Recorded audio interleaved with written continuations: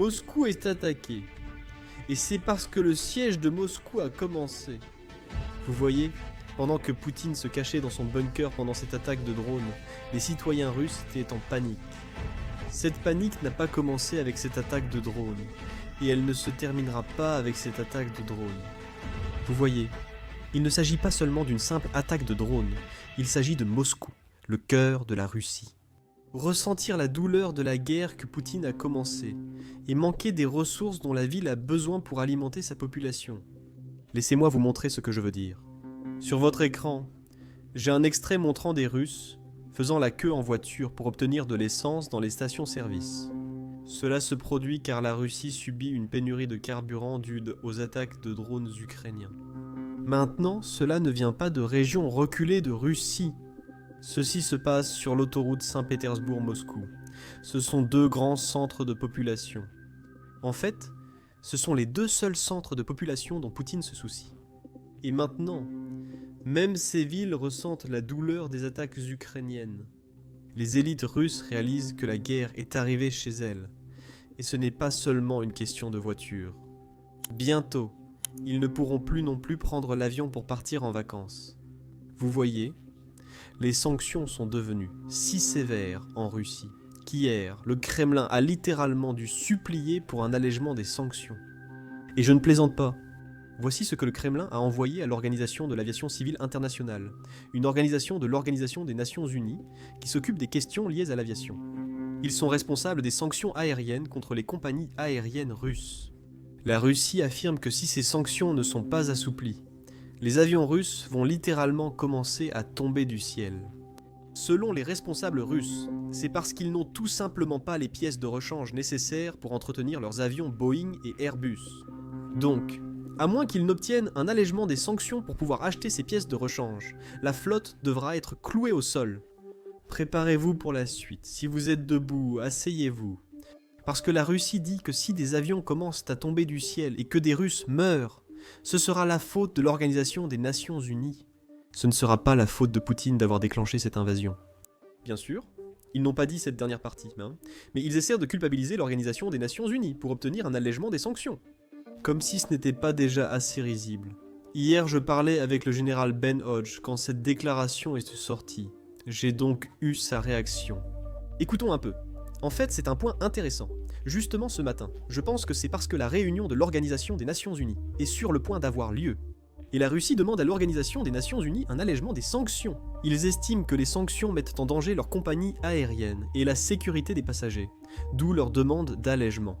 Donc, j'imagine que les sanctions font mal. On doit donc simplement redoubler d'efforts, non? C'est le but.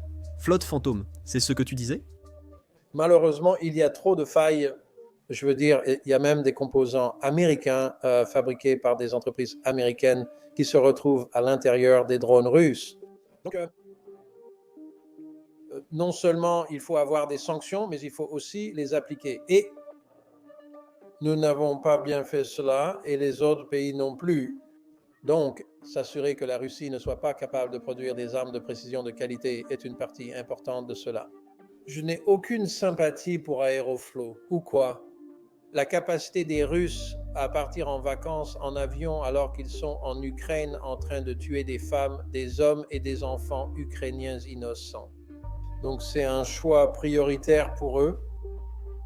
S'ils veulent assurer la maintenance de leurs avions, d'accord, alors ils devraient utiliser ce qu'ils ont pour cela au lieu de fabriquer des roquettes. Pour attaquer les villes ukrainiennes. Ces deux situations illustrent parfaitement ce que j'entends par « le siège de Moscou a commencé ». Réfléchissez-y. Autrefois, un siège consistait à encercler la ville, couper les lignes d'approvisionnement et affamer la population jusqu'à la reddition. Eh bien, c'est exactement ce que l'Ukraine fait sans pour autant encercler physiquement les villes russes. En utilisant des drones, l'Ukraine frappe des trains, des jonctions ferroviaires, des dépôts de carburant, des raffineries, des entrepôts. Et, bien sûr, nous ne pouvons pas oublier les sanctions qui rendent difficile pour la Russie de continuer comme d'habitude. C'est essentiellement tout ce qu'un siège à l'ancienne permettrait d'accomplir. Et le plus triste, c'est que les citoyens russes souffrent à cause de la décision de Poutine. Bien sûr, Nous ne pouvons pas oublier l'attaque de drones ukrainiens qui a eu lieu la nuit dernière, car elle joue un rôle important. Cela permet aux citoyens russes de comprendre que la guerre ne se déroule pas dans une région lointaine, mais bien à leurs frontières, et qu'elle touche désormais leur vie quotidienne. Ils doivent alors commencer à se demander si tout cela en vaut la peine. Alors, voyons exactement ce qui s'est passé la nuit dernière. J'en ai d'abord entendu parler dans ce rapport. C'est le maire de Moscou qui annonce aux Russes que Moscou est attaqué. Selon lui, 10 explosions ont été entendues autour de la ville. Nous avons rapidement découvert qu'il s'agissait de drones ukrainiens, car nous avons appris que le ciel au-dessus de Moscou était complètement fermé et que les vols étaient massivement retardés dans tous les aéroports. Malheureusement, il y avait un avion qui était déjà dans la ville de Moscou, mais qui n'a pas pu atterrir parce que les aéroports étaient enfermés. Donc il survolait le ciel de Moscou. Mais comme vous pouvez le voir sur la vidéo à l'écran, il volait vraiment très très bas. Selon mes calculs et le nombre de fenêtres, cela équivaut à un immeuble de 10 étages. Ce n'est pas une méthode très scientifique, mais d'après mon comptage, c'est 10, peut-être 12 étages. Et l'avion vole à peine au-dessus de ça. Je ne suis pas expert en aviation, alors j'ai dû chercher pourquoi il fait ça. Eh bien, d'après mes recherches, il semble que peu importe combien Poutine affirme que la Russie est une superpuissance. En réalité, ils n'ont pas de très bons radars, et nous en avons eu la preuve puisqu'ils ont abattu plusieurs avions civils différents, pensant qu'il s'agissait d'un drone ukrainien. Je suis sûr que vous vous souvenez de l'avion azerbaïdjanais que les Russes ont abattu le dernier Noël, parce que les Azerbaïdjanais s'en souviennent, et ils sont encore très en colère à ce sujet.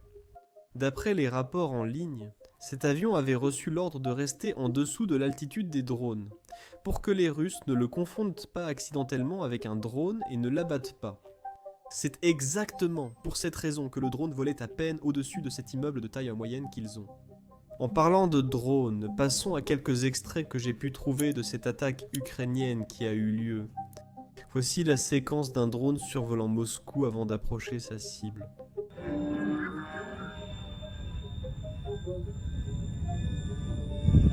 Ensuite, nous avons la séquence des conséquences. C'est très loin, mais on peut voir la fumée s'élever de l'endroit où le drone a frappé. En fait, nous ne savons pas exactement ce que le drone a touché. Et cela a à voir avec une nouvelle loi russe dont je vais parler dans un instant. Mais d'abord, regardons l'extrait. Je ne veux pas trop vous ennuyer en montrant simplement des extraits. On va passer à l'analyse dans une seconde. Mais avant cela, je veux vous montrer ce tout dernier extrait. Dans cet extrait, on peut voir les autorités russes essayer de s'assurer que les citoyens russes ne voient pas les conséquences d'une frappe ukrainienne. Ou un drone ukrainien, des débris tombés après avoir été abattus. Comment faites-vous ?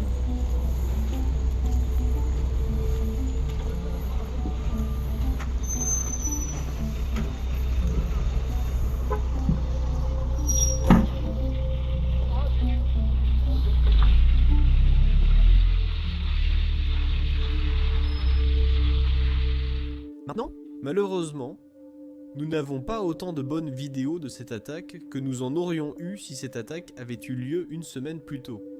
La raison en est une nouvelle loi russe, qui interdit désormais de partager des images des attaques aériennes ukrainiennes qui se produisent à l'intérieur de la Russie. Cette loi a été adoptée il y a 4 jours, et c'est simplement une nouvelle tentative de Poutine pour maintenir les Russes dans l'ignorance sur la gravité de la situation de cette guerre.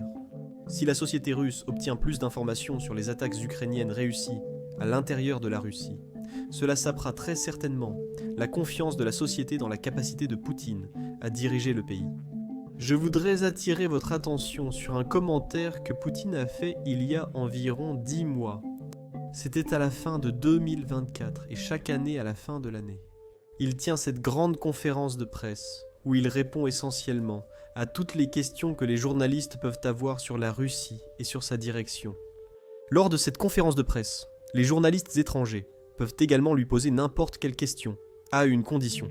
Ces questions ne sont en réalité pas diffusées à l'intérieur de la Russie.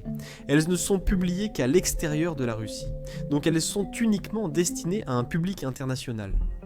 La British Broadcasting Corporation compte en fait l'un des correspondants les plus courageux en Russie, et cette personne s'appelle Steve Rosenberg. La raison pour laquelle je dis cela, c'est parce que les questions qu'il pose à quelqu'un comme Vladimir Poutine, qui est le dictateur de la Russie, ne sont pas des questions faciles à poser. Mais chaque année, il pose constamment les questions difficiles tout en vivant en Russie. De plus, dans la question suivante, il a demandé à Poutine si la Russie était moins en sécurité, et si la guerre que vous avez lancée ne se déroule pas bien. Qu'en pensez-vous ? Et vous pouvez voir Poutine devenir extrêmement visiblement en colère et perdre le contrôle en répondant à cette question. Une fois que vous voyez la réponse, vous pouvez comprendre pourquoi il ne veut pas que les citoyens russes voient cette question. Et c'est la réponse. Réservée au public étranger. Passons la séquence. La déclaration finale, et il y est question de nécessité. J'ai lu la déclaration finale du sommet des Brésil, Russie, Inde, Chine, Afrique du Sud. Elle évoque le besoin de stabilité, de sécurité mondiale et régionale, ainsi qu'un monde juste. La devise de la présidence russe des Brésil, Russie, Inde, Chine, Afrique du Sud inclut ces idées d'équité et de sécurité. De sécurité, mais Qu'est-ce que cela a à voir avec vos actions au cours des 2 dernières années et demie, avec l'invasion russe de l'Ukraine? Où sont l'équité, la stabilité et la sécurité ici, y compris la sécurité de la Russie? Avant l'opération militaire spéciale, il n'y avait ni attaque de drones, ni bombardement, ni troupes étrangères sur le territoire ou dans les villes russes. Rien de tout cela, aucun bombardement. des villes russes, ni de troupes étrangères. Et enfin, Comment cela correspond-il aux récentes affirmations des services de renseignement britanniques selon lesquelles la Russie cherche à semer le chaos au Royaume-Uni et en Europe par des incendies criminels et des sabotages? Et après, où est-ce la stabilité? Merci. Dans les rues de la Grande-Bretagne. et en Europe, entre incendies criminels, sabotage, etc. Voilà la stabilité. Merci. Donc je vais commencer par la sécurité de la Russie, parce que pour moi, c'est le plus important. Vous avez parlé des frappes de drones, etc. Oui, cela n'existait pas. Laissez-moi commencer. La sécurité de la Russie est prioritaire pour moi. Vous avez évoqué les attaques de drones, etc. Oui, cela n'arrivait pas avant. Mais la situation était bien pire. C'était ainsi. Établir des contacts et... Des relations avec, en réponse à notre... Proposition constante et persistante de développer des contacts et des relations avec les pays du monde occidental. Ils ont toujours voulu nous remettre à notre place, je vous l'assure. En surface, tout semblait très amical. Mais en réalité, ils ont toujours essayé de nous remettre à notre place. Depuis cette position, la Russie aurait été reléguée au rang d'État de seconde zone, simple fournisseur de matières premières. Cela aurait largement entraîné la perte de notre souveraineté. Dans cette situation, la Russie ne peut ni se développer ni exister. La Russie ne peut pas exister si elle perd sa souveraineté. C'est le point clé quelque part de l'extérieur. Et la Russie, dans cet état, non seulement ne peut pas se développer, mais elle ne peut même pas exister. La Russie ne peut pas exister. Et sortir la Russie de là...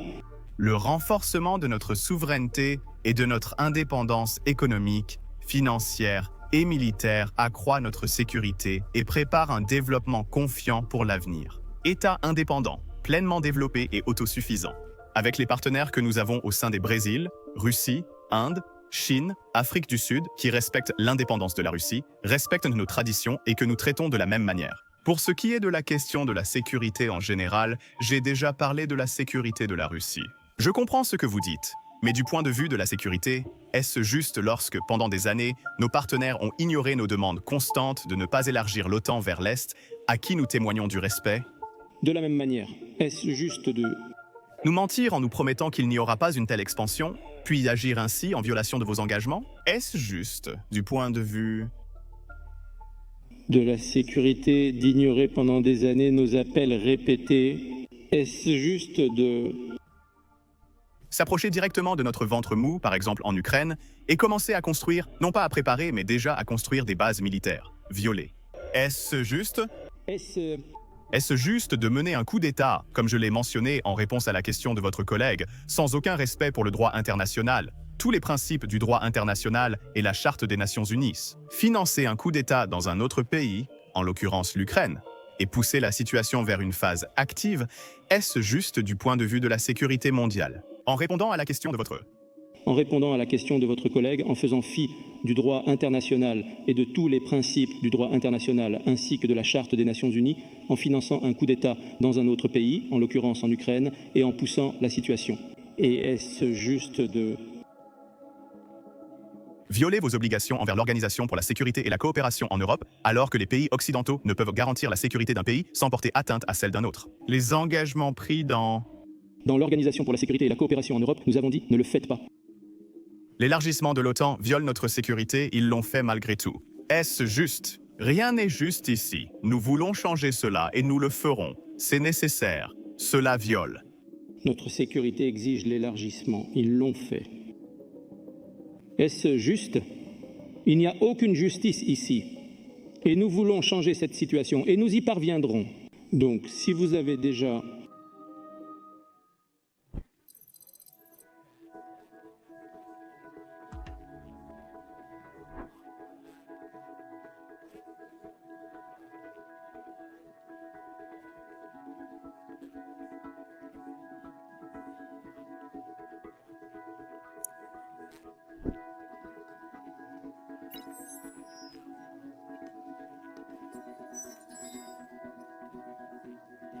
Pensez à créer votre propre chaîne YouTube, c'est le moment idéal. Si vous voulez savoir comment les gens évoluent sur YouTube en 2025, comme ce gars qui a obtenu des millions de vues en seulement quelques mois après avoir lancé sa chaîne, alors j'ai une solution pour vous. Ce week-end, j'organise un bootcamp gratuit pour les débutants, où je partagerai tous nos conseils YouTube et répondrai à toutes vos questions sur la croissance sur YouTube.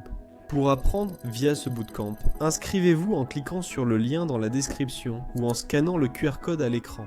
Le code QR qui s'affiche à l'écran.